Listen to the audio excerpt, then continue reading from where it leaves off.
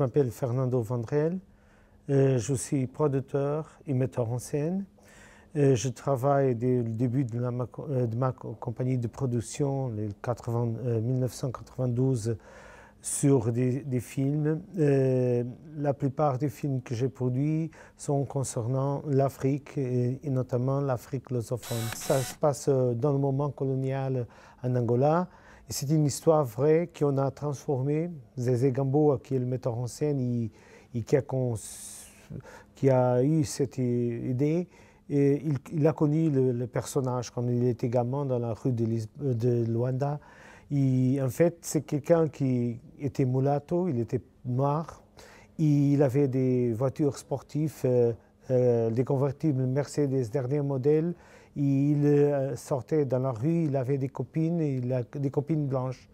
Et en fait, pour un jeune africain au moment colonial, aux années 60, la fin des années 60, début des années 70, il avait toute une allure, un songe qui n'était pas touchable pour le statut qui était prévu pour les colons. Avec ce projet, Zézé, le film est quand même politique, mais il ne veut pas avoir une Afrique triste. Normalement, ce qui est prévu pour ce genre de financement, c'est de faire un cinéma qui met des questions sociales et de la pauvresse et la Afrique triste. Le cinéma africain, ce n'est pas une commande de l'Europe ou des institutions européennes.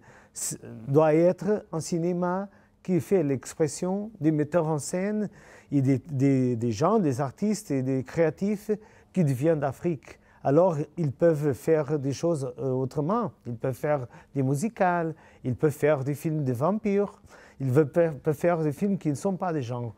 Mais en fait, dès qu'ils sont africains, son contexte devient toujours un peu politique. Moi, je trouve qu'il faut réfléchir dans un monde global, dans cette situation d'apprendre avec les autres, de n'être pas contre l'inconnu ou contre l'étrange. Ce fait qu'on a eu ce passé colonial et qu'on parle la même langue, le portugais, ça donne un peu des situations déconfortables et en même temps une situation très proche.